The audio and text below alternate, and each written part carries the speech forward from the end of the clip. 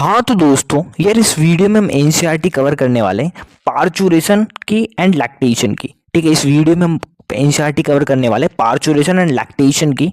ठीक है, एनसीईआरटी की हर एक लाइन कवर करेंगे यार इससे रिलेटेड। तो बिना देरी के इस बेहतरीन वीडियो को हम शुरू करते हैं। ठीक है जी, तो देखो एनसीईआरटी पढ़ना शुरू करते हैं। The average duration of the human pregnancy is about 9 month.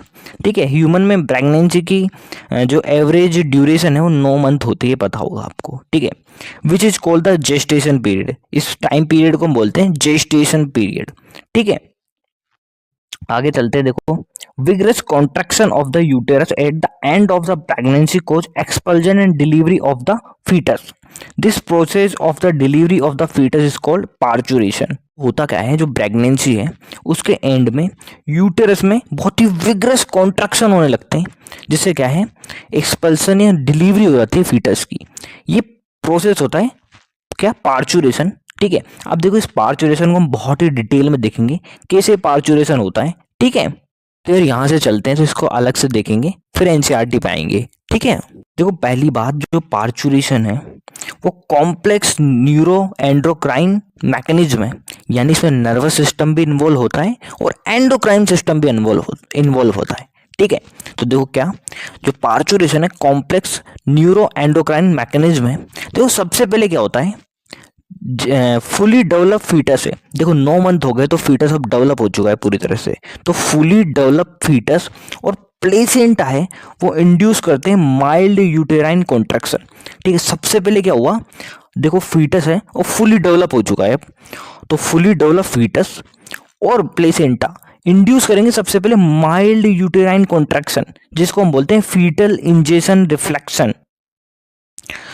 तो देखो यार, फीटल इजेक्शन रिफ्लेक्स है, इसको हम एक बार वापस देखते हैं। देखो फीटल इजेक्शन रिफ्लेक्स क्या होते हैं कि जो फुली डेवलप फीटस और प्लेसेंटा है वो इंड्यूस करते हैं माइल्ड यूटेराइन कॉन्ट्रैक्शन को।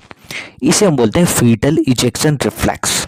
अब देखो फीटल इजेक्शन रिफ्लेक्स है वो क्या करता है, ट्रिगर करता है release of oxytocin from maternal pituitary gland. देखो जो मैटरनल पिट्यूटरी ग्लैंड है वहां से क्या करता है, ऑक्सीटोसिन है उसको रिलीज करवाता है। ठीक है, क्या हुआ साहब, फीटल इजेक्शन रिफ्लेक्स है, इसने क्या किया, मैटरनल पिट्यूटरी ग्लैंड है उसे ऑक्सीटोसिन रिलीज कराया, और ये जो ऑक्सीटोसिन है वो एक्ट करेगा यूटेराइन मसल में। क्या साहब, ऑक्सीटोसिन एक्ट करेगा यूटेराइन मसल में और कोच करेगा स्ट्रॉन्ग यूटेराइन कॉन्ट्रैक्शन को कोच करेगा। स्ट्रॉन्ग यूटेराइन कॉन्ट्रैक्शन होंगे अब साहब। ठीक है, फिर आगे देखो, ये क्या करेगा, stimulate further secretion of oxytocin. अब देखो ये जो यूटेराइन कॉन्ट्रैक्शन होगा स्ट्रॉन्ग, ये वापस से सिक्रीशन ऑफ ऑक्सीटोसिन को स्टिमुलेट करेंगे, वापस से ऑक्सीटोसिन है वो रिलीज होगा, और वापस अब क्या होगा, ये जो कॉन्ट्रैक्शन है और ज्यादा स्ट्रॉन्गर होते जाएंगे और फिर लास्ट में क्या होगा, एक्सपल्सन ऑफ बेबी बाहर निकल जाएगा। ठीक है, तो देखो यार एक बार फटाफट से रिवीजन कर लेते हैं पार्चुरेशन का। देखो सबसे पहले क्या होता है, जो पार्चुरेशन है कॉम्प्लेक्स न्यूरो एंडोक्राइन मैकेनिज्म है। ठीक है, अब देखो इसकी शुरुआत कहाँ से हो रही है कि जो फुली डेवलप फीटस और प्लेसेंटा है वो इंड्यूस कर रहे हैं माइल्ड यूटेराइन कॉन्ट्रैक्शन को, जिसे हम बोलते हैं फीटल इजेक्शन रिफ्लेक्स। ठीक है, अब देखो जो फीटल इजेक्शन रिफ्लेक्स है वो क्या करते हैं, ट्रिगर करते हैं रिलीज ऑफ ऑक्सीटोसिन को। कहाँ से, मैटरनल पिट्यूटरी ग्लैंड से। तो ये ऑक्सीटोसिन रिलीज होता है और एक्ट करता है कहाँ साहब, यूटेराइन मसल में। यूटेराइन मसल है वहाँ एक्ट करता है ना। अब ये देखो ऑक्सीटोसिन है, इसने क्या किया, यूटेराइन मसल में एक्ट किया, जिससे क्या हुआ, स्ट्रॉन्ग यूटेराइन कॉन्ट्रैक्शन हुआ है जिसकी वजह से। ठीक है, देखो जो स्ट्रॉन्गर यूटेराइन कॉन्ट्रैक्शन है स्टिमुलेट करेंगे फर्दर सिक्रीशन ऑफ ऑक्सीटोसिन, वापस से ऑक्सीटोसिन रिलीज होगा भाई, कहाँ से, मेटल पिट्यूटरी ग्लैंड से। और ये जो ऑक्सीटोसिन है ये कॉन्ट्रैक्शन को और ज्यादा स्ट्रॉन्ग कर देगा। ठीक है, कॉन्ट्रैक्शन स्ट्रॉन्गर होते जाएंगे और ज्यादा, और लास्ट में क्या होगा, एक्सपल्सन ऑफ बेबी, जो बेबी है वो बाहर निकल जाएगा। यही था साहब। अब एनसीईआरटी पे चलते हैं यार, कोई एनसीईआरटी पढ़ना शुरू करते हैं। Parturition is induced by a complex neuro endocrine mechanism. ठीक है, the signal for parturition origin from the fully developed fetus and placenta while induce mild uterine contraction, इनको बोलते हैं फीटल इजेक्शन रिफ्लेक्स। ठीक है, अगर सबसे पहले जो पार्चुरेशन है उसके सिग्नल कहाँ से ओरिजिन होते हैं, फुली डेवलप फीटस और प्लेसेंटा से।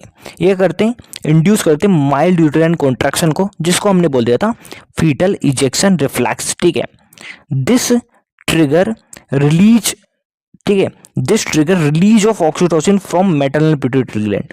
ठीक है, जो मैटरनल पिट्यूटरी ग्लैंड है वहाँ से ऑक्सीटोसिन रिलीज होगा, जो कि एक्ट करेगा कहाँ, यूटेराइन मसल में, जो कोज करेगा स्ट्रॉन्गर यूटेराइन कॉन्ट्रैक्शन को, which in turn stimulation further secretion of oxytocin. ठीक है, ये करेगा और ये जो यूटेराइन कॉन्ट्रैक्शन हुआ है स्ट्रॉन्गर, ये और ज़्यादा ऑक्सीटोसिन को निकलवाएंगे। ठीक है, अब देखो आगे बढ़े। The stimulatory reflex between uterine contraction and oxytocin secrete continuous, resulting in stronger and stronger contraction। को होगा क्या, देखो यूटेराइन कॉन्ट्रैक्शन है वो ऑक्सीटोसिन रिलीज करवा रहा है और ऑक्सीटोसिन यूटेराइन कॉन्ट्रैक्शन करवा रहा है, तो ये चलता रहेगा यार, ऑक्सीटोसिन और रिलीज होता रहेगा, यूटेराइन कॉन्ट्रैक्शन और ज़्यादा होंगे। ठीक है, तो ये चलता रहेगा और लास्ट में क्या होगा, ये कॉन्ट्रैक्शन स्ट्रॉन्गर होते जाएंगे बहुत ज़्यादा, और लास्ट में एक्सपल्सन ऑफ बेबी हो जाएगा। ठीक है, ये लिखा हुआ है, it this lead to expulsion of the baby out of the uterus through the birth canal. ठीक है, पार्चुरेशन ये हो गया soon after the infant is delivered. ठीक है जी, अब हम लैक्टेशन की बात कर लेते हैं। ठीक है जी, पढ़ते हैं। The mammary gland of the female undergo differentiation during pregnancy and start producing milk toward the end of the pregnancy, this process called lactation। तो क्या होता है, देखो प्रेगनेंसी है, उसी के दौरान क्या है, जो फीमेल की मैमरी ग्लैंड है वो क्या होती है, डिफरेंशिएट होने लग जाती है। ठीक है, फिर हमने पढ़ा था कि प्रेगनेंसी के दौरान है प्रोलैक्टिन हार्मोन बढ़ जाता है। जब हमने प्रेगनेंसी और एम्ब्रियोनिक डेवलपमेंट पढ़ा था तो हमने ये लाइन पढ़ी थी, देखो कि एस्ट्रोजन, प्रोजेस्टेरोन, कोर्टिसोल और प्रोलैक्टिन और थायरोक्सिन ये सब हार्मोन बढ़ जाते हैं प्रेगनेंसी के दौरान, तो प्रोलैक्टिन भी बढ़ गया। तो देखो प्रोलैक्टिन क्या करता है, ये ग्रोथ करवाता है मैमरी ग्लैंड की। ठीक है, और मिल्क प्रोड्यूस कराता है।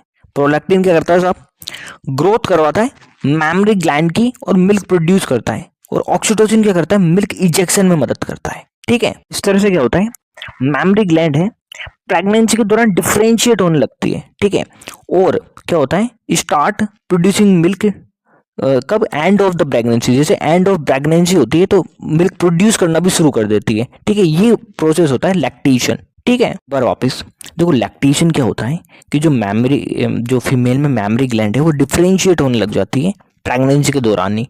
ठीक है, और ये करती, स्टार्ट कर देती है मिल्क प्रोड्यूस करना, है ना, eight the end of the pregnancy. ठीक है, तो इसको हम बोलते हैं लैक्टेशन। अब देखो कि आगे क्या लिखा हुआ है, this help the mother in feeding the new born. ठीक है, न्यू बॉर्न है उसको फीडिंग में मदद करती है। अब देखो यार आगे एक बहुत ही इंपॉर्टेंट टर्म है कोलेस्ट्रम। देखो यार कोलेस्ट्रम क्या होता है, बहुत ही ध्यान से सुनना। देखो कोलेस्ट्रम क्या होता है कि जो लैक्टेशन है उसके इनिशियल डेज में जो मिल्क प्रोड्यूस होता है, क्या साहब, कोलेस्ट्रम क्या है, लैक्टेशन के इनिशियल डेज में जो मिल्क प्रोड्यूस होता है वही है कोलेस्ट्रम। और एक कोलेस्ट्रम है, इसमें काफ़ी सारी एंटीबॉडीज होती है, जैसे IgA।